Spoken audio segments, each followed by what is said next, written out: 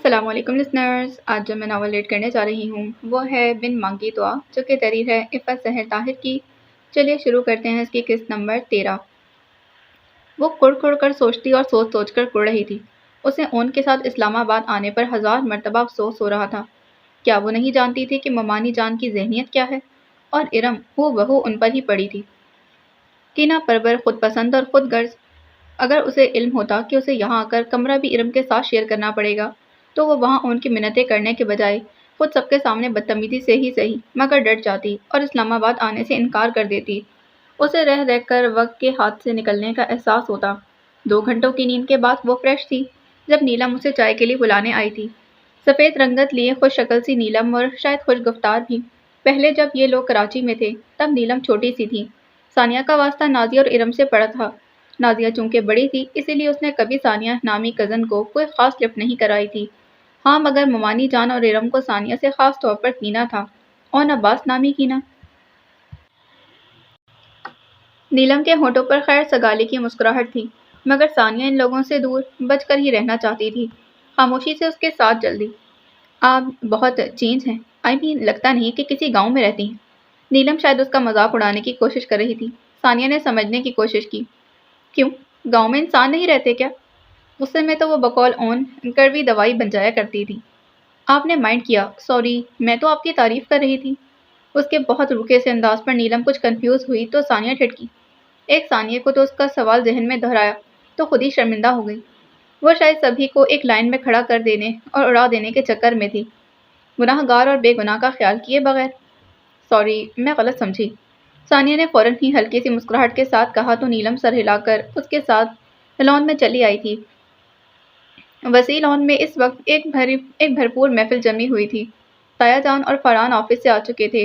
گھر کے لوگوں کے علاوہ ارم کی 2 خالہ زاد بھی موجود تھیں، ایک ماموں زاد بھی۔ وہ سب خوش گپیوں میں مصروف۔ اسے نیلم کے ساتھ آتے دیکھ فطری طور پر خاموش ہو کر اسے دیکھنے لگے تو وہ اندر ہی اندر نروسنس کا شکار ہونے لگی۔ السلام علیکم ماموں جان۔ اس نے پاس جا کر شائستگی سے تایا جان کو سلام کیا تو وہ کھڑے ہو کر ملے۔ اس کے سر پر ہاتھ پھیرا اور ہلکا سے شانے سے لگایا، اور بس۔ اسے اپنی ماں کے بھائی سے اپنائیت کی کوئی مہک نہ آئی تھی۔ یہ فرحان بھائی ہیں، انہیں تو آپ جانتی ہی ہوں گی، نیلم نے تعارف کروایا۔ ثانیہ نے فرحان کو بھی سلام کیا جو اپنی کرسی پر ریلیکس سا نیم دراز کیفیت میں بیٹھا، سینے پر بازو لپیٹے دلچسپی سے اسی کا جائزہ لے رہا تھا۔ وعلیکم السلام، کیسی ہو؟ دمدمی رنگت والا خوش شکل سا فرحان، مگر ثانیہ کو اس کی اس قدر گہری جائزہ لیتی نگاہ پسند نہ آئی تھی۔ جی اللہ کا شکر ہے، وہ مختصراً کہہ کر قدرے کونے پر رکھی کرسی پر ٹک گئی۔ کوثر نے بھی ساری عمر گاؤں میں رول زندگی بنانی نہیں آئی اسے تمام عمر۔ یہ تائی جان کا بظاہر متاسفانہ مگر براہ راست حملہ تھا ثانیہ کی امی یعنی اپنی نند پر۔ جہاں والدین بیاہ دیں وہاں عمر گزارنا زندگی بنانا ہی ہوتا ہے ممانی جان، اور امی نے تو دادا اور دادی جان کے ساتھ بہت بہترین وقت گزارا ہے، ان کی خدمت کر کے دعائیں لی ہیں۔ ثانیہ نے سنجیدگی سے ان کی بات کا جواب دیا۔ چائے آ گئی ہے مگر یہ اون ابھی تک نہیں آیا، میں دیکھ کر آتی ہوں۔ ابھی تک ویسے کا ویسا ہی ہے، سست۔ نیلم کو چائے لاتے دیکھ ارم ناک چڑھا کر کہتی مسکرائی تھی۔ کوئی کچھ نہیں بولا تھا، مطلب کسی کو اس کے اس عمل پر کوئی اعتراض نہیں تھا۔ ثانیہ کی دل کی کیفیت عجیب سی ہوئی، یعنی اب یہ اون کے کمرے میں جائے گی۔ ثانیہ آپی چائے، نیلم نے دوبارہ ٹوکا تو وہ گڑبڑا کر متوجہ ہوئی۔ تم لوگوں کا آنا بھی سر آنکھوں پر، مگر تم لوگوں کے ماں باپ کا رویہ بھی دیکھ رہا ہوں میں، رشتہ داری نبھانے والا کوئی انداز نہیں ان کا۔ تایا جان نے اخبار جھٹک کر سیدھا کرتے کھردرے انداز میں کہا تو وہ اپنی پلیٹ میں چکن رول رکھتی ثانیہ سیدھی ہو بیٹھی، پھر بڑے سکون سے اپنے بڑے ماموں کی طرف متوجہ ہوئی۔ اس ہٹیلی کو اون ہی اشارے سے چپ رہنے کا کہہ سکتا تھا، اب وہ نہیں تھا تو کون اس کی زبان بند کراتا۔ فریش ہو کر چینج کرنے کے بعد وہ جلدی جلدی بالوں میں برش چلا رہا تھا جب کھٹاک کی آواز سے نوب گھومی اور دروازہ کھلا۔ ارم کا مسکراتا ہوا چہرہ اندر آیا تھا۔ آئینے میں دیکھتا ہوں گہری سانس بھر کر رہ گیا۔ چائے ریڈی ہے مسٹر، تمہاری عادت نہیں گئی ابھی تک، کب تک یوں ہی انتظار کراتے رہو گے؟ ارم کے انداز دوسرے کے سامنے کچھ اور تھے، تنہائی پاتے وہ کھل کر سامنے آئی تھی۔ وہ برش ڈریسنگ ٹیبل پر رکھتے ہوئے پلٹا۔ ذرا واپس دروازے میں جاؤ، وہ سنجیدہ تھا۔ کیوں؟ جاؤ تو، کچھ بتانے والا ہوں تمہیں، وہ اسی انداز میں بولا تو ارم نہ سمجھے کہ عالم میں دروازے تک گئی تھی۔ اب ذرا اسے ناک کرو، انہوں نے دروازے کی طرف اشارہ کیا۔ ارم نے ہلکا سا بجایا تھا۔ یہ وہ طریقہ ہے جو کسی کے بھی روم میں آنے کے لیے استعمال کیا جاتا ہے۔ مس ارم فراست علی، وہ طنز کر رہا تھا۔ ارم کسی آئی۔ اب مجھ سے اتنی اجنبیت تو مت برتو آن، ہم بچپن کے فرینڈس ہیں۔ فرینڈس تو ہیں مگر اب بچپن نہیں رہا ارم، وہ برجستہ بولا تھا۔ اوفو، تم بھی نا، وہاں چائے پر سب ویٹ کر رہے ہیں، مجھے بھی روک لیا یہیں، وہ بڑے ناز سے ٹھنک کر بولی۔ ایکسکیوز می ارم، میں آ ہی رہا تھا، نیلم مجھے چائے کا کہہ کر گئی تھی، تم نے ناحق زحمت کی، اون نے اسے جتایا۔ جو اندھا ہوا اس کا علاج تو کوئی کروا دیتا ہے، مگر جو جان بوجھ کر اندھا بنے اس کا دوا دارو کچھ نہیں ہوا کرتا۔ ارم کا بھی یہی حساب تھا، وہ اسے ساتھ لینے آئی تھی، لے کر ہی ٹلی۔ یہ رشتہ داری نبھانے کا ہی انداز ہے ماموں جان کہ ہم دونوں آپ کو اس شادی میں نظر آ رہے ہیں، ورنہ ماضی کی تلخیوں کے بعد آپ کون سا اپنے بھائی اور بہنوں کو بذات خود بیٹی کی شادی میں انوائٹ کرنے آ گئے تھے؟ انہوں نے تو کارڈ کا بھی مان رکھا ہے۔ لمحہ بھر تو سبھی اس کی شکل دیکھتے رہ گئے، پھر گویا تائی جان کو ہوش آیا تھا۔ اللہ، یہ حال ہے آج کی پوت کا، یعنی اب بڑے جائیں گے چھوٹوں کے تلوے چاٹنے۔ وہ ناگواری سے بولی تو لفظوں کے چناؤ میں اس قدر بے احتیاطی کر دی کہ شوہر نامدار کو انسانیت کے عہدے سے ہی ہٹا دیا۔ ثانیہ کا دل خراب ہوا۔ ممانی جان، میں نے تو ایسا کچھ نہیں کہا، لیکن ناراضیوں کے بعد منانے کا انداز جتنا دل موہ لینے والا ہو، اتنا ہی دوسرے کا دل صاف ہوتا ہے۔ وہ ہلکے پھلکے انداز میں بولی۔ واہ بھئی واہ، ثانی کی سوچ بڑی اعلیٰ ہے۔ پیچھے سے آ کر اس کی کرسی کی پشت تھامتے اون نے گویا جھوم کر اس کی تائید کی تھی۔ السلام علیکم تایا جان۔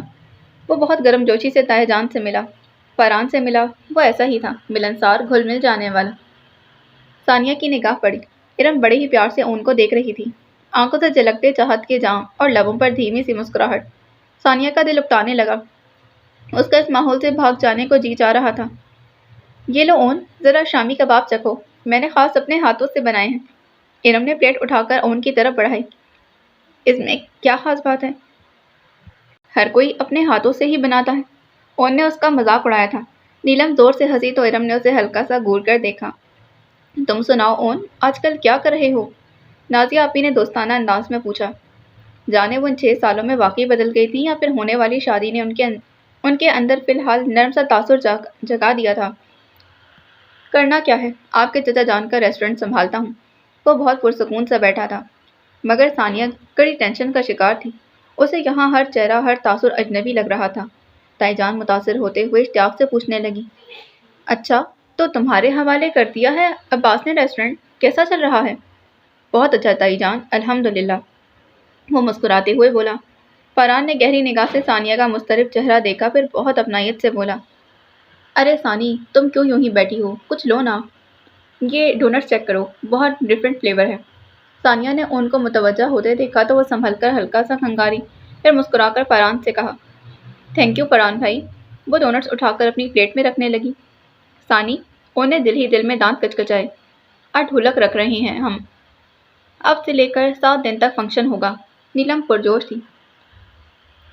میں نے تم سے کہا تھا اپنی دوستوں کو آخری 3 دن کا بلاوا دینا، شروع کے دنوں میں صرف فیملی ہی ہوگی۔ ارم نے اسے ٹوک دیا تھا۔ نیلم نے منہ بنایا، کہہ دیا ہے سب کو۔ اور ہاں فرحان بھائی، اون اتنے سالوں کے بعد آیا ہے، دن کے ٹائم پکنک ہونی چاہیے روز۔ ارم نے بڑے لاڈ سے فرمائش کی۔ ثانیہ نے طنزیہ نظروں سے اون کو دیکھا جو خجل سا ہو گیا تھا۔ بھئی گاڑی حوالے کر دوں گا، جہاں چاہے لے جانا، مگر میں اتنے دنوں تک آفس سے غیر حاضر نہیں رہ سکتا، ان دنوں مال کی ڈیلیوری ہونی ہے، میرا فیکٹری میں ہونا بہت ضروری ہے۔ فرحان نے خوش دلی سے اجازت دیتے ہوئے معذرت کی۔ تھینک یو فرحان، مگر یار ہم تو ہر سال گرمیوں میں مری ایوبیہ آنے والے لوگ ہیں، چپا چپا جانتے ہیں یہاں کا۔ ارم کی غلط فہمی ہے کہ میں پہلی بار یہاں آیا ہوں۔ ان نے بات ہی ختم کر دی۔ اوفو، تم بھی نہ اون، بہت بورنگ ہو، اب سارا دن کیا یوں ہی گھر پر پڑے رہو گے؟ ارم نے ٹھنک کر کہا تو اطمینان سے بولا، نہیں، ثانی کو یہاں کی سیر کرواؤں گا، کیونکہ یہ واقعی اسلام آباد پہلی بار آئی ہے۔ اوف، ثانی کے تپتے سلگتے دل پر ٹھنڈی سی فوار پڑی تھی، مگر وہاں موجود کتنوں کے ہی دل جل کر راکھ ہوئے تھے۔ ثانیہ چپکے سے مسکرائی۔ اسے کوئی بھی نہ بتاتا تو وہ بوجھ لیتی کہ دروازے پر بڑے کروپر سے کھڑی عورت کوئی اور نہیں بلکہ سفینہ امتیاز احمد تھی۔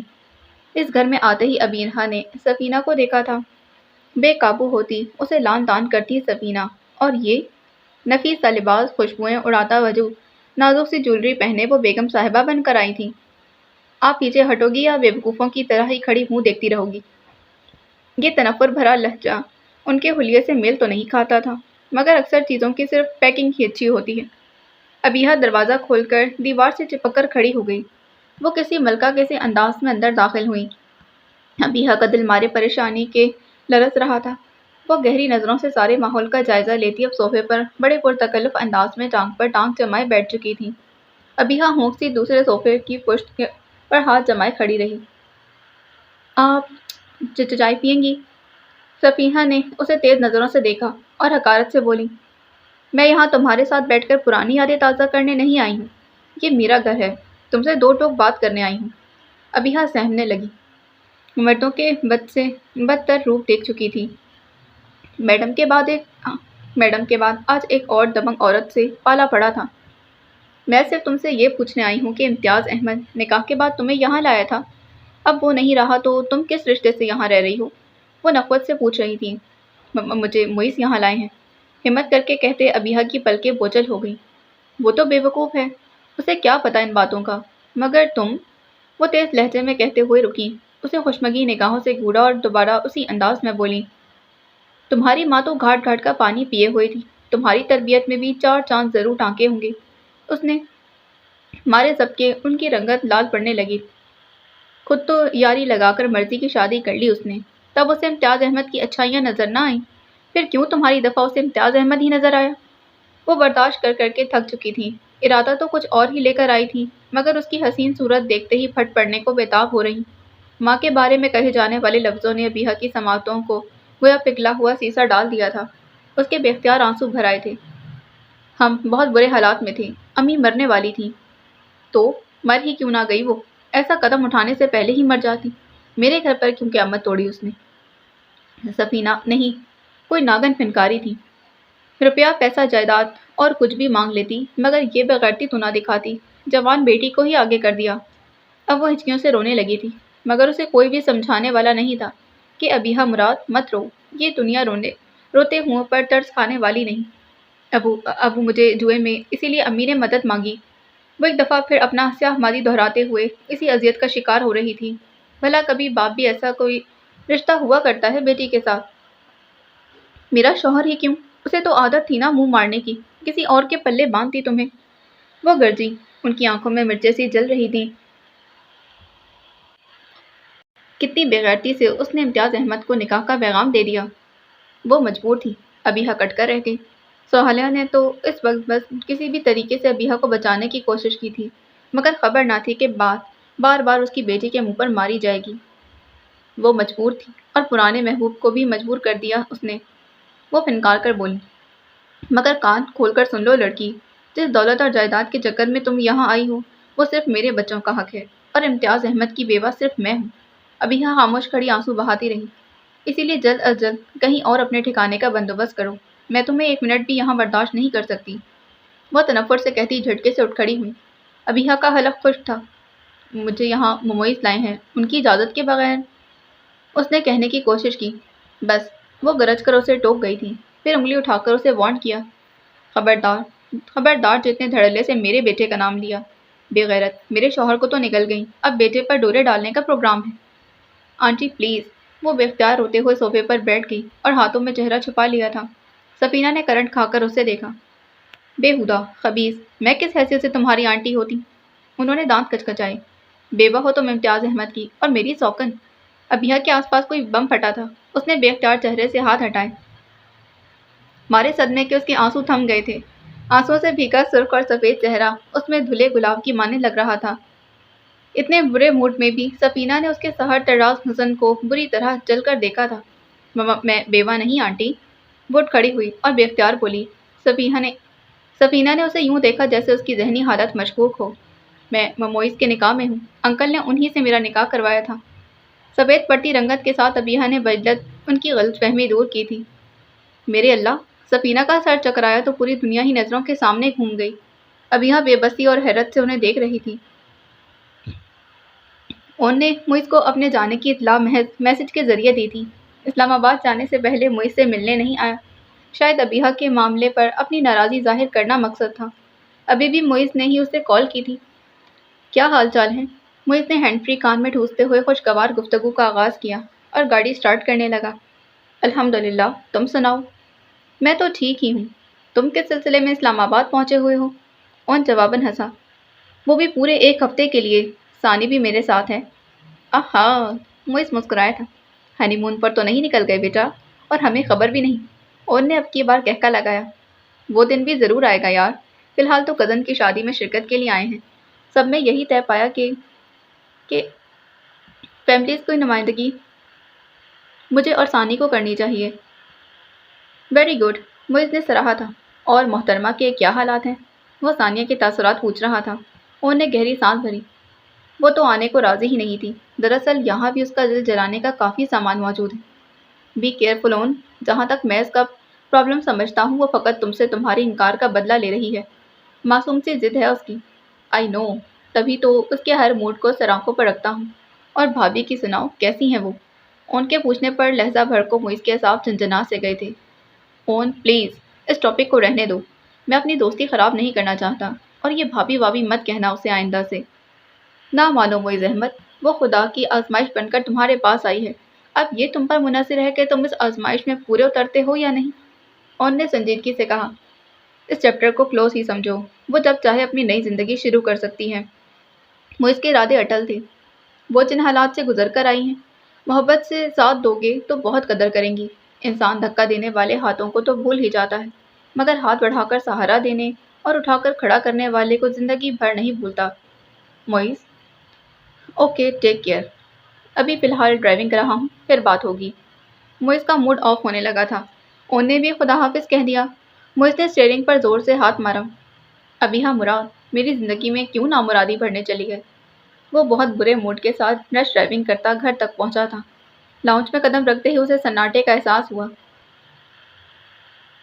ورنہ اس وقت اپنے اپنے کمروں میں ٹی وی ہونے کے باوجود عزت اور زارا کے درمیان ریموٹ پر چینا جھپٹی ہو رہی ہوتی تھی، اور سفینہ بھی یہیں بیٹھی ملتی۔ زارا ایزی، وہ بے اختیار ہی گھبرا کر آوازیں دینے لگا تھا۔ ملازمہ نے کچن سے آ کر اسے اطلاع دی، بیگم صاحبہ کی طبیعت خراب ہے، صاحب اور بیوی ان کے کمرے میں ہیں۔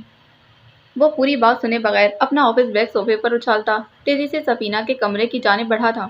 دروازہ کھول کر اندر داخل ہوا تو عجیب ٹینشن زدہ ماحول سا دیکھنے کو ملا۔ عزت ماں کے شانے دبا رہا تھا اور زارا انہیں کوئی دوائی کھلانے پر بضد تھی، جبکہ آنکھوں میں آنسو بھرے سفینہ اس بات کو ماننے کو تیار نہ تھی۔ معیز کو دیکھتے ہی وہ اس کی طرف اشارہ کر کے اونچی آواز میں رونے لگی۔ کیا ہوا ہے ماما، کیا ہوا؟ وہ پریشان سا ان تک آیا تھا۔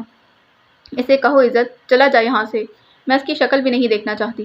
وہ چلائیں تو معیز ہکا بکا ان کی شکل دیکھنے لگا۔ عزت اٹھ کر معیز کے بالمقابل آیا تھا۔ کیا مسئلہ ہے، ہوا کیا ہے آخر؟ معیز نے اونچی آواز میں پوچھا۔ اس کا دل طرح طرح کی پریشانیوں کا شکار ہونے لگا۔ انیکسی میں گئی تھی ماما، عزت نے ٹھہرے ہوئے انداز میں کہا تو معیز احمد کا دل بھر بھر جلنے لگا۔ وہ کیوں بھول گیا تھا کہ اب اس کی زندگی میں ہر ٹینشن کا سرا بیہا مراد سے ملتا تھا۔ تو یہ کہ آپ نے ہمیں کیوں نہیں بتایا کہ اس لڑکی کا نکاح ابو سے نہیں بلکہ آپ سے ہوا ہے؟ عزت نے چبا چبا کر پوچھا تو معیز کے سر پر جیسے پہاڑ آن گرا تھا۔ واٹ دا ہیل، وہ بھڑک کر بولا۔ اس کے وجود میں یخلک شرارے دوڑے تھے۔ میں نے کب کہا کہ اس کا نکاح ابو کے ساتھ ہوا ہے؟ لا حول ولا، برہمی سے بولا تھا۔ آپ کو کس نے بتایا ماما؟ عزت نے مڑ کر سفینہ سے پوچھا۔ میں نے خود ہسپتال میں اس کی اور اس کے باپ کی باتیں سنی تھی۔ امتیاز نے صاف لفظوں میں کہا کہ سہیلہ نے اس کی بیٹی سے نکاح کرنے کو کہا تو وہ مجبور ہو گیا۔ وہ غصے سے بولی تھی۔ ہاں ہو گئے تھے مجبور، مگر اندھے نہیں ہوئے تھے ماما کہ اپنی سابقہ منگیتر کی بیٹی سے خود نکاح پڑھوا لیتے۔ مجھ سے ریکویسٹ کی تھی انہوں نے، اور مجھے مجبوراً ان کی زبان کا پاس رکھنا پڑا۔ وہ تیز لہجے میں ان کی غلط فہمی دور کرتے ہوئے بولا۔ تم نے مجھے غلط فہمی میں مبتلا رکھا؟ سفینہ صدمے کی کیفیت میں تھی۔ فار گاڈ سیک ماما، آپ نے آدھی ادھوری بات سن کر خود ہی مفروضے کھڑ لی۔ کھل کر مجھ سے بات کرتی تو میں آپ کو فوراً تصحیح کر دیتا۔ میں آپ سے کیوں کچھ چھپاؤں گا بھلا؟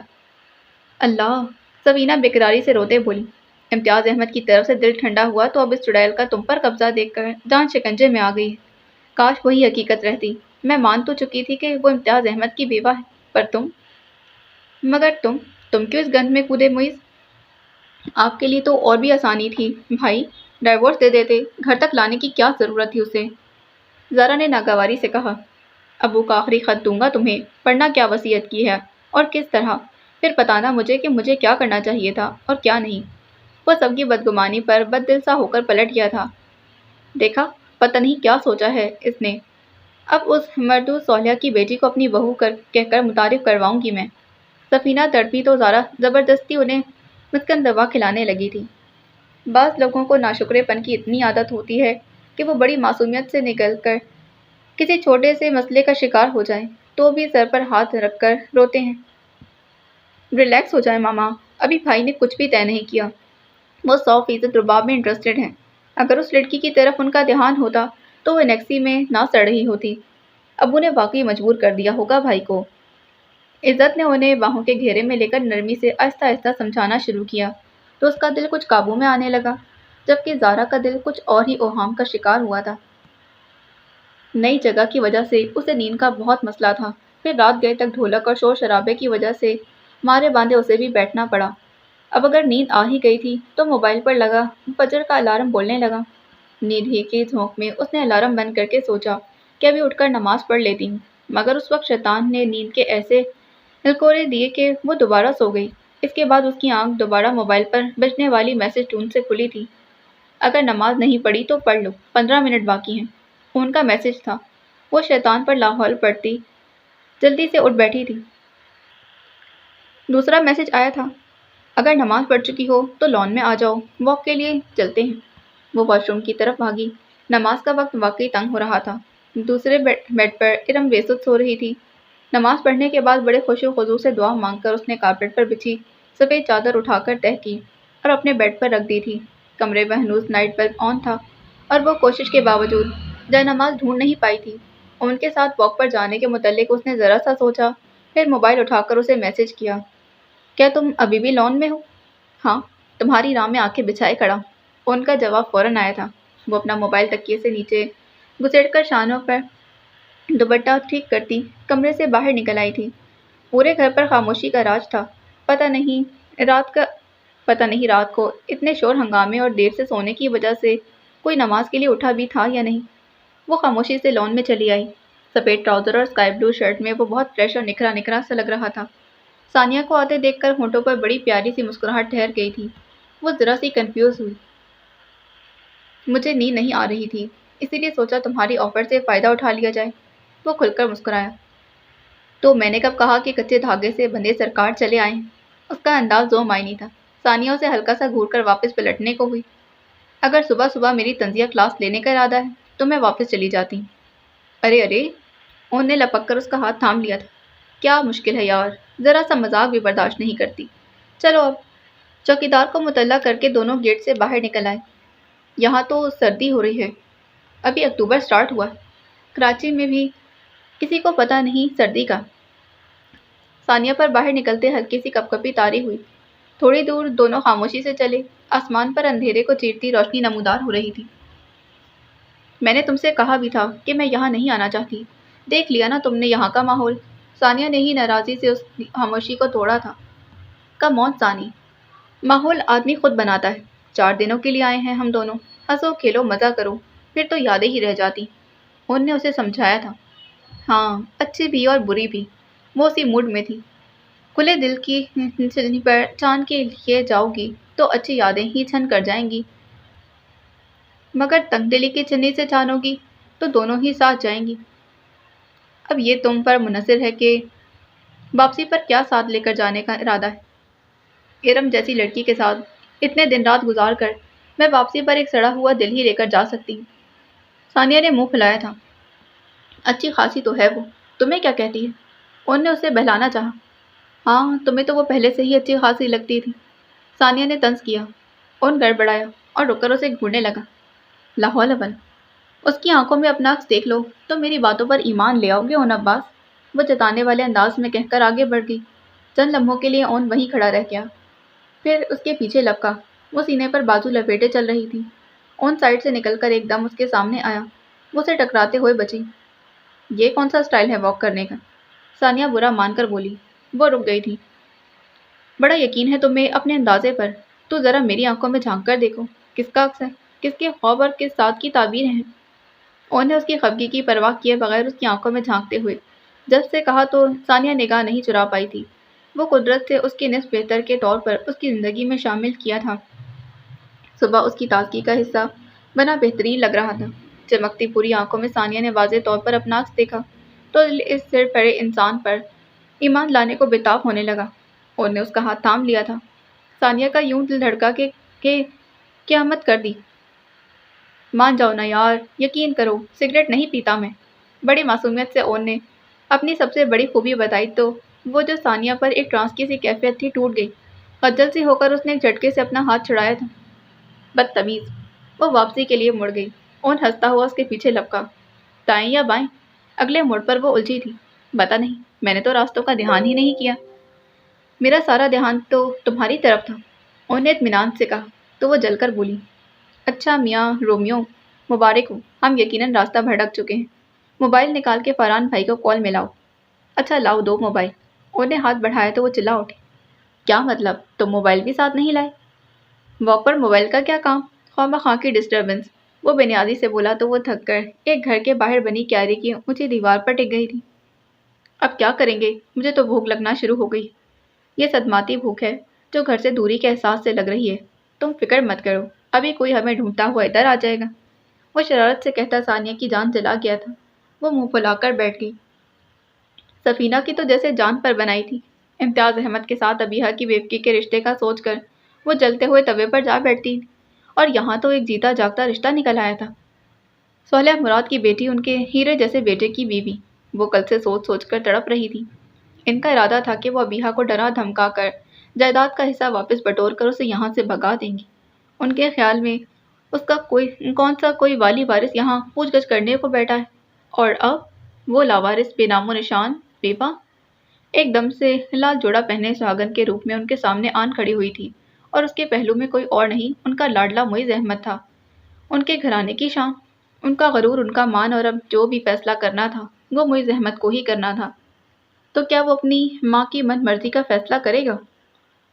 جو لڑکا اپنے باپ کے مرنے کے بعد اس کی وصیت پر وہ بہو عمل درآمد کرنے کے لیے اسے اس گھر کا حق دلانے کے لیے لے آیا تھا، وہ باپ کے کہے کے مطابق ہی چلے گا۔ سفینہ پر قیامت ٹوٹ رہی تھی۔ وہ اچھی طرح جانتی تھی معیز باپ سے کس قدر پیار کرتا ہے، سو فی الحال تو ماہ بے آپ کی طرح تڑپنے پر ہی مجبور تھی۔ انہیں تو ابیحہ کو کوسنے اور بددعائیں دینی تھی، یاد نہیں رہی۔ مسلسل بجنے والے الارم نے ارم کو بد مزہ ہو کر اٹھنے پر مجبور کیا تھا۔ اس نے نیند سے بھری آنکھوں سے ثانیہ کے بستر کی طرف دیکھا۔ اسی کے موبائل کا الارم بج رہا تھا۔ اس نے اٹھ کر تکیے پڑے کیے اور موبائل اٹھا کر الارم بند کر دیا۔ اس کا ارادہ موبائل رکھنے کا ہی تھا، پھر تجسس کے مارے اس نے ایک نظر واش روم کو دیکھا۔ اس کا دروازہ کھلا تھا، یعنی ثانیہ یہاں نہیں تھی۔ ثانیہ کے بستر پر نیم دراز ہوتی وہ اس کے موبائل کا ان باکس چیک کرنے لگی۔ ان کا صبح والا میسج سامنے آتے وہ ٹھٹک گئی تھی۔ اوہ، تو موصوفہ واک کے لیے گئی ہیں۔ وہ مزید اطمینان سے اپنے کام میں لگ گئی، مگر بے اطمینان ہی رہی۔ ان کے ہر میسج سے جھلکتا پیار بے خودی اور بے اختیاری اس کے دل کو جلا کر راکھ کر رہی تھی۔ اس نے آؤٹ باکس میں ثانیہ کے میسیجز بھی چیک کیے جو اس نے اون کو بھیجے تھے۔ اب اس کے ہونٹوں پر ہلکی سی مسکراہٹ پھیل گئی تھی۔ اون کی بے قراری اور ثانیہ کی بے نیازی، ان کی محبت اور ثانیہ کا پہلو بچانا۔ شیطان سب سے زیادہ خوش تو تبھی ہوتا ہے جب میاں بیوی کے رشتے میں درار ڈلواتا ہے۔ اسی لیے میاں بیوی کو ذہنی اور جذباتی طور پر ایک دوسرے کے اتنے نزدیک ہونا چاہیے کہ درمیان میں کسی تیسرے کی گنجائش نہ نکل سکے، خاص طور پر شیطان کی۔ مگر اس وقت شیطان نے وہ ہلکی سی درار ڈھونڈ لی تھی۔ موبائل کو ویسے ہی تکیے کے نیچے رکھ کر ارم وہاں سے اٹھی تو بہت کچھ سوچ رہی تھی۔ اب یہ پر خوف کی کیفیت طاری تھی۔ پہلے سفینہ اس کے بارے میں کیا سوچ رہی تھی، اور اب جب کہ اس نے بے اختیار ہی انہیں حقیقت بتائی تو صاف لگ رہا تھا کہ اس سے پہلے وہ معیز اور اس کے رشتے کے متعلق کچھ نہیں جانتی تھی۔ یا اللہ رحم! فجر کی نماز کے بعد تسبیحات کا ورد کرتے اس کی آنکھوں سے بے اختیار آنسو بہہ نکلے تھے۔ وہ بے وقوف تھی، اس نے خود کو کمزور تصور ہی نہیں بلکہ تسلیم بھی کر لیا تھا۔ اور انسان ہارتا تب ہی ہے جب ہار مان لیا کرتا ہے۔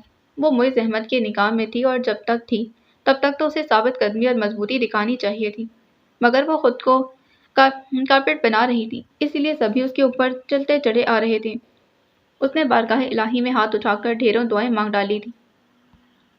وہ ناشتے کی ٹیبل پر پہنچی تو اون اور ثانیہ موجود تھے، اور شاید ہی دونوں موضوع گفتگو تھے۔ اس نے جھوٹ بولا تھا کہ کہہ رہا تھا کہ ہم راستہ بھول گئے۔ ثانیہ خفا سی تائی جان سے بولی۔ اون ہنسا۔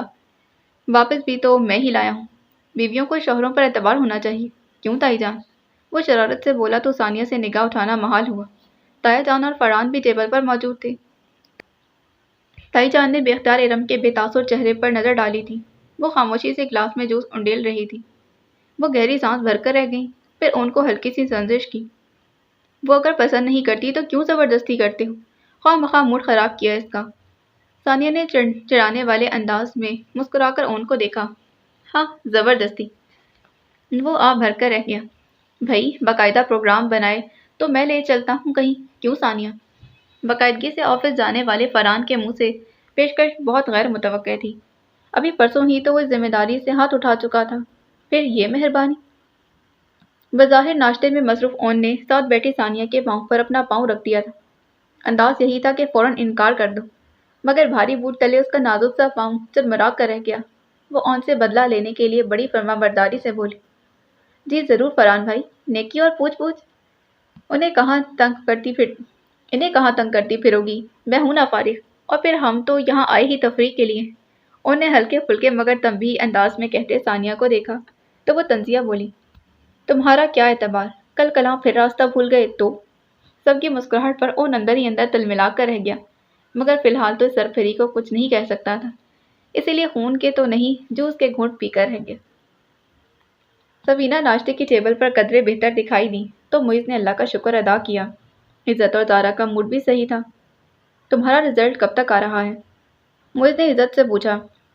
زارا حسب عادت اور معمول دونوں بھائیوں کو بریڈ پر جیم لگا کر دے رہی تھی۔ اس ماہ کے آخر تک انشاءاللہ، عزت مسکرایا۔ تو یہ بھی تو بتا دو کہ پھولوں کے ہاروں کا بندوبست کیا جائے یا؟ زارا نے شرارت سے اسے دیکھا۔ بے فکر رہو، پھولوں کے ہی ہار ہوں گے، بلکہ اپنی فرینڈز کو بھی ریڈ الرٹ دے دو، شاید انہی ہاروں کے درمیان پھولوں کا صحرا بھی ہو۔ وہ کون سا کم تھا، برجستہ بولا تو زارا نے منہ بنایا۔ ان دونوں کی ہلکی پھلکی نوک جھوک کے درمیان ناشتہ ختم ہوا۔ معیز اٹھنے کی تیاری میں تھا جب سفینہ نے اس سے پوچھا، تم نے کیا سوچا ہے اپنے فیوچر کے بارے میں؟ وہ اٹھتے اٹھتے بیٹھ گیا تھا۔ عزت اور زارا بھی خاموش ہو کر ماں کا چہرہ دیکھنے لگے۔ وہ جو کچھ پلان کرتی تھی کسی سے ڈسکس نہیں کرتی تھی، بس ایک دم سے آدمی کے سامنے لا رکھتی۔ کیا مطلب ماما؟ معیز نے تجاہل عارفانہ برتا۔ وہ فی الحال تو اس موضوع کو چھیڑنا نہیں چاہتا تھا۔ میری ٹینشن اور درد سر۔ مگر سفینہ اس طرح بھڑکی کہ اس کا سانو گمان بھی نہیں تھا۔ مطلب یہ کہ وہ گندگی کی پوٹ کب تک تمہارے ساتھ چمٹی رہے گی؟ تم اسے طلاق دے کر فارغ کب کرے؟ وہ چڑک کر بولی۔ چھوٹے بھائی بہن کے سامنے ماں کے اس انداز پر معیز کے چہرے کی رنگت بدلی تھی۔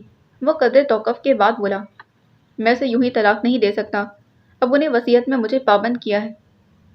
تو کیا اپنی بات منوانے کے لیے مجھے بھی مرنا پڑے گا اور تمہارے لیے ایک وصیت چھوڑنی پڑے گی؟ سفینہ غصے سے اونچی آواز میں بولی۔ ایک عرصے تک انہوں نے امتیاز احمد جیسے مرد شخص پر حکمرانی کی تھی۔ وہ دبنگ انداز ان کی شخصیت کا حصہ بن چکا تھا۔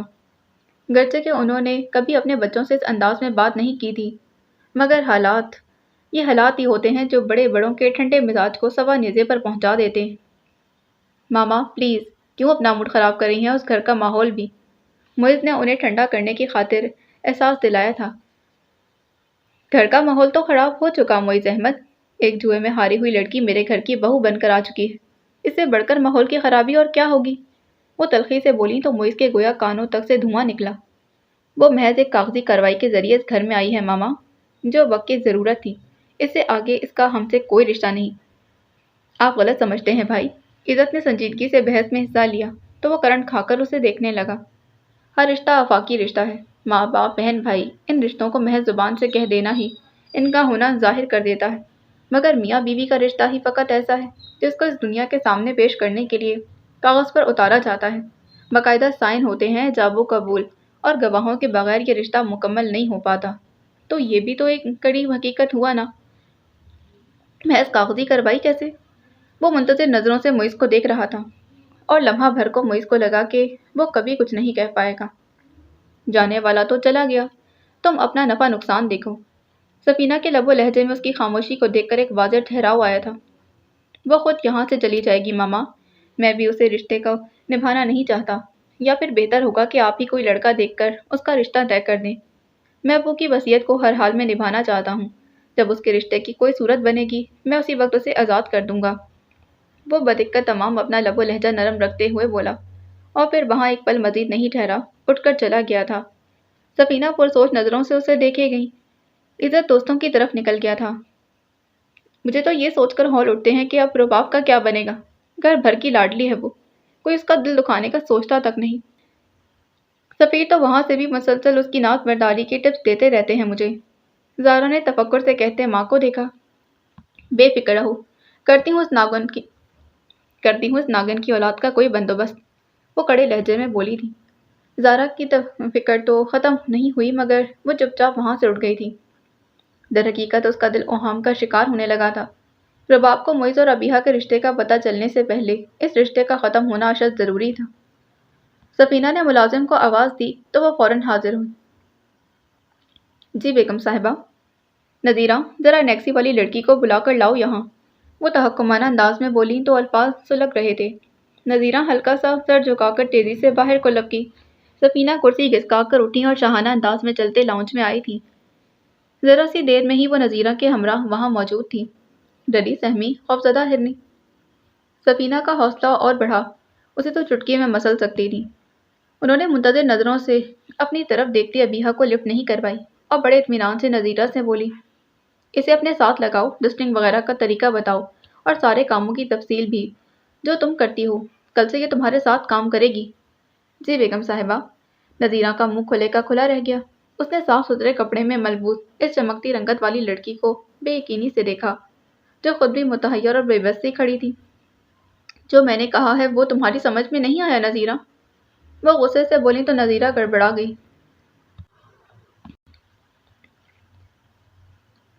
بیگم صاحبہ، میں دس دیا انو۔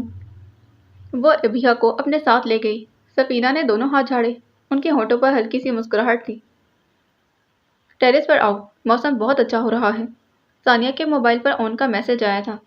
ثانیہ کو موبائل ساتھ لیے پھرنے کی عادت نہیں تھی۔ اب بھی ڈھولکی پر اکٹھے ہوئے تو موبائل کمرے میں ہی چھوڑ آئی تھی۔ ارم کمرے میں آئی تو تکیے کے پاس پڑا موبائل اٹھا کر حسب عادت میسج چیک کرنے لگی۔ تبھی اون کا میسج آیا تھا۔ لڑکے اس محفل میں شریک نہیں تھے، تبھی اون یقیناً ٹیرس پر چلا گیا تھا۔ ارم کے ہونٹوں پر مسکراہٹ کھیل گئی تھی۔ وہ ٹی وی لاؤنج میں گئی جہاں نازیہ کی دوستوں اور کزنس نے شور و غل مچا رکھا تھا۔ پھر ایک نظر سب پر ڈالتی اوپر جانے والی سیڑھیاں چڑھ گئی تھی۔ ثانیہ نے کچھ دیر پہلے اون کو اوپر جاتے دیکھا تھا مگر چونکہ لڑکیوں کے کمرے اوپر ہی تھے اسی لیے اس نے خاص دھیان نہیں دیا۔ ابھی بھی اسے نیند آ رہی تھی۔ وہ نیلم کے کان میں بتاتی معذرت کرنے کے بعد اپنے کمرے میں آ گئی تھی۔ چینج کرنے کے بعد اس کا ارادہ سونے کا تھا۔ اس نے عادتاً موبائل اٹھایا، ارادہ مسڈ کال چیک کرنے کا تھا، ساتھ ہی میسیجز پر بھی ایک نظر ڈالی۔ ان کا میسج دیکھ کر اس نے ہلکا سا منہ بنایا، پھر موبائل واپس بستر پر ڈال دیا تھا۔ اس کا ٹیرس پر جانے کا قطعاً کوئی موڈ نہیں تھا۔ وہ کپڑے تبدیل کرنے کے ارادے سے پلٹی مگر ذہن میں ایک ہلکی سی سنسناہٹ ہوئی۔ ان کا میسج انریڈ نہیں تھا، یعنی ثانیہ سے پہلے کوئی ان کا میسج پڑھ چکا تھا۔ اس کے ذہن میں دھماکہ ہوا۔ اسے یاد آیا کہ ابھی کچھ دیر پہلے ارم ٹیرس پر ہی گئی تھی، شاید فنکشن تو نیچے تھا، پھر ارم کا اوپر کیا کام؟ وہ لاکھ چاہتے ہوئے بھی خود کو مجھے کیا کہہ کر لاپرواہ نہیں بن پائی تو جلدی سے دروازے کی طرف بڑھی۔ اوپر موسم واقعی بہت اچھا ہو رہا تھا۔ ان کا دل چاہا اسی پل ثانیہ بھی اس کے ساتھ ہوتی۔ اسے یقین نہیں تھا مگر دل کو ایک خوش فہمی سی تھی کہ شاید وہ آ ہی جائے۔ وہ دیوار پر بازو جمائے دور سڑک پر ٹریفک کی چمکتی روشنیاں دیکھ رہا تھا جب پیچھے سے دو نرم اور ملائم سے ہاتھ اس کی آنکھوں پر جم گئے۔ ان کے ہونٹوں پر دلفریب سی مسکراہٹ تھی۔ اسے ثانیہ کی آمد کا یہ اسٹائل بہت بھایا تھا۔ دونوں ہاتھوں سے اس کا ہاتھ تھام کر اپنی آنکھوں سے ہٹائے وہ بڑی ترنگ میں پلٹا تو سامنے ثانیہ کی جگہ ارم کو پا کر لہجہ بھر کو پھک سے اڑا تھا۔ تم یہاں کیا کر رہی ہو؟ ان کے انداز میں بے یقینی اور ناگواری تھی۔ اسے ارم کی آنکھوں پر ہاتھ رکھنے والی جسارت پسند نہیں آئی تھی۔ یوں ہی میرے دل نے کہا کہ تم اوپر تنہا ہو تو میں کھچی چلی آئی، وہ اس کی آنکھوں میں آنکھیں ڈال کر بڑی دلیری سے اور جذب کی کیفیت میں بولی تھی۔ تبھی اون کو احساس ہوا کہ اس نے غلط فہمی سے ارم کو جو ہاتھ پکڑے تھے وہ ابھی تک نہ صرف اس کے ہاتھوں میں تھے بلکہ اب اون کے ہاتھوں پر ارم کی گرفت بھی ہو چکی تھی۔ وہ اسے جھٹکتا سخت سست کہنا چاہتا تھا۔ اسی وقت اس کی نگاہ سیڑھیوں پر پڑی جہاں پر ثانیہ کا چہرہ نمودار ہوا تھا اور وہ بے یقینی سے ان دونوں کو ہاتھوں میں ہاتھ دیے کھڑا دیکھ رہی تھی۔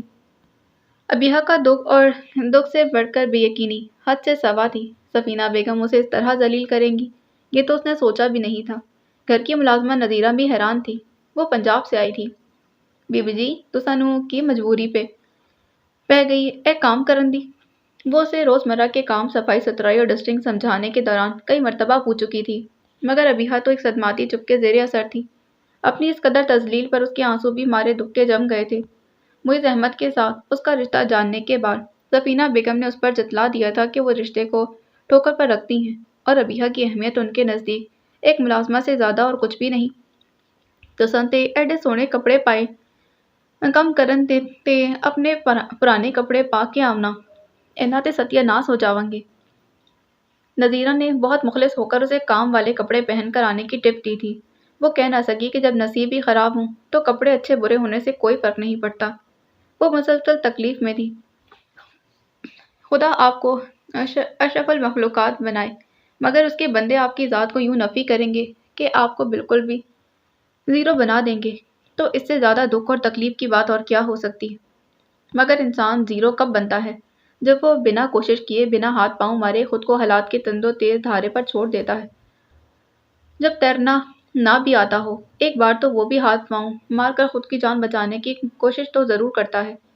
اس کے اکاؤنٹ میں 50 لاکھ روپے تھے، اس کا ماہانہ جیب خرچ 10,000 مقرر ہوا تھا اور وہ ماسی بننے کو تیار تھی۔ تو اس میں قصور سفینہ بیگم کا تھا یا ابیحہ معیز احمد کا؟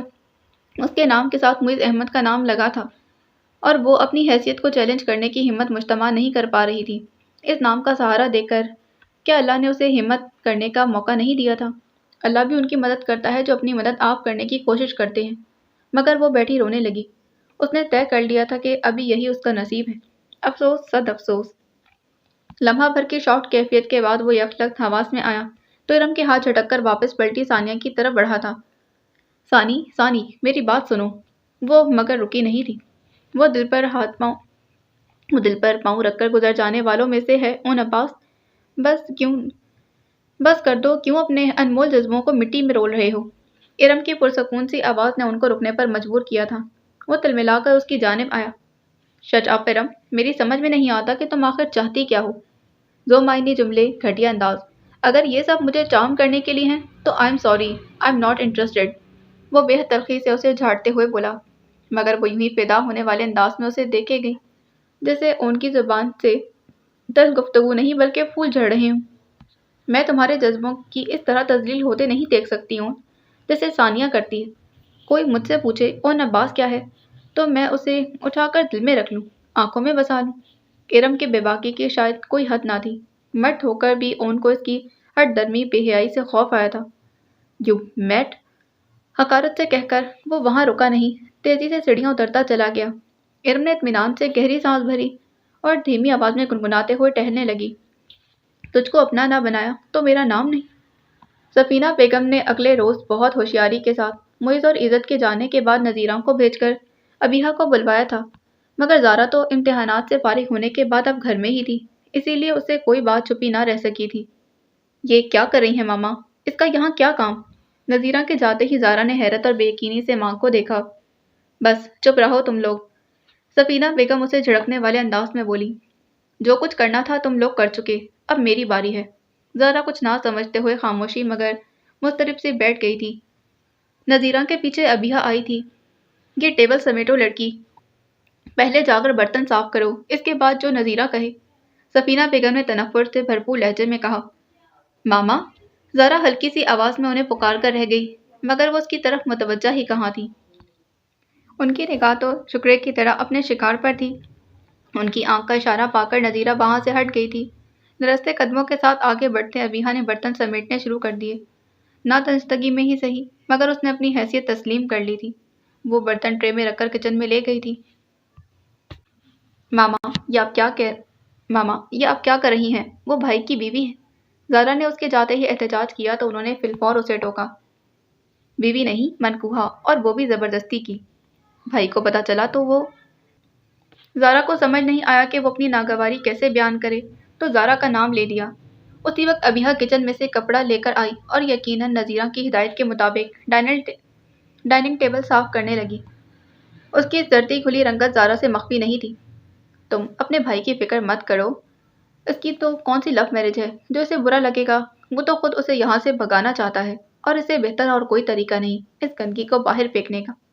سفینہ بیگم ناگواری سے بولی تو کچن کی طرف جاتی ابیحہ کی آنکھوں میں آنسو بھر آئے تھے۔ وہ آج ثانیہ کو شکر پڑیاں لے جا رہا تھا۔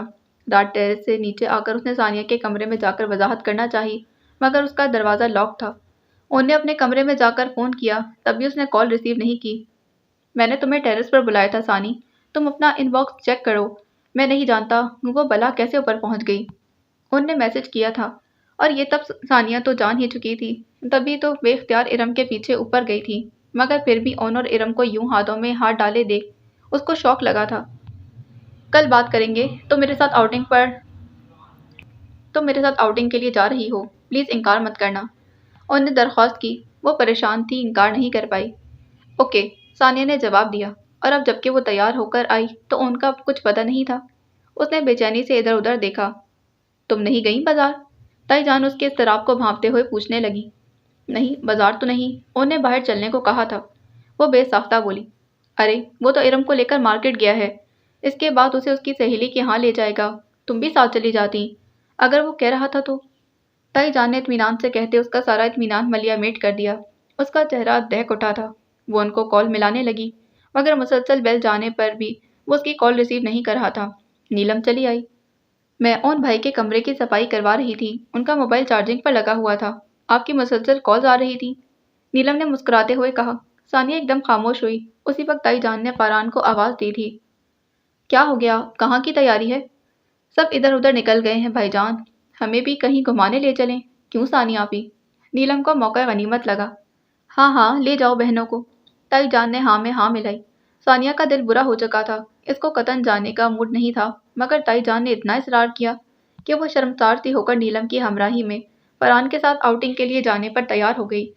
نیلم خوشی خوشی تیار ہونے بھاگی تھی۔ وہ لوگ گیٹ سے نکل رہے تھے جب تائی جان کی گاڑی آئی جس میں ارم اور اون تھے۔ ان دونوں نے لوگوں کو دیکھا، مگر فرحان نے گاڑی روکنے کی زحمت نہیں کی اور ہاتھ ہلاتے ہوئے نکل گیا تھا، مگر ثانیہ اون کے تاثرات سے پہلے بے یقینی اور پھر غصہ اترتا دیکھ چکی تھی، تو اس نے ریلیکس ہو کر سیٹ سے ٹیک لگا لی تھی۔ کہاں چلنا ہے ثانی، تم بتاؤ؟ فرحان نے غیر محسوس کن انداز میں مرر اس پر سیٹ کرتے بے تکلفی سے پوچھا، تو وہ کچھ سوچ کر مسکرائی تھی۔ شکر پڑیاں ہی چلتے ہیں، وہیں کا پروگرام تھا آج کا۔ فرحان کے ہونٹوں پر مسکراہٹ تھی اور ثانیہ مطمئن۔ اس کا دل جلا تھا تو اس نے بھی ان کو جلانے کی کوئی کسر نہیں چھوڑی تھی۔ ہم نہیں جانتے، بعض اوقات، بلکہ اکثر اوقات ہم شیطان کو خود دعوت بربادی دے رہے ہوتے ہیں۔ گاڑی تیزی سے اسلام آباد کی سڑکوں پر گامزن تھی۔ عزت دوستوں سے فارغ ہو کر گھر آیا۔ اپنے ہی دھن میں مگن وہ سفینہ بیگم کے کمرے کی طرف بڑھا تو اندر سے نکلتی وہ لڑکی بری طرح عزت سے ٹکرائی تھی۔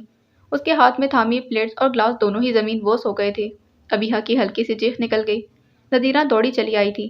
ابیحہ تیزی سے کچن کی طرف چلی گئی۔ عزت کچھ بت بننے کے سے انداز میں کھڑا تھا۔ یہ کون تھی؟ اس نے نذیرہ سے پوچھا، جو کانچ اکٹھا کر رہی تھی۔ اس روز عبائد میں ملفوف ابیحہ کو محض ایک نظر دیکھنے کے بعد اب وہ پہچان نہیں پایا تھا۔ یہ جی بیگم صاحبہ نے نبی کام والی رکھی ہے۔ نذیرہ نے دانت نکوسے تو ملازم کے اتنے حسین ہونے پر غور کرتا وہ ماں کے کمرے کی جانب بڑھ گیا تھا۔ اس کے ذہن میں ابیحہ کا گھبرایا ہوا سا انداز تر و تازہ تھا اور اس کی خوبصورتی۔ باقی اگلی قسط میں جانے سے پہلے چینل کو سبسکرائب کریں، ویڈیو کو لائک کریں، بیل آئیکن کو پریس کرنا ہرگز نہ بھولیں۔ ملتے ہیں اس کی نئی ایپیسوڈ میں۔ اللہ حافظ۔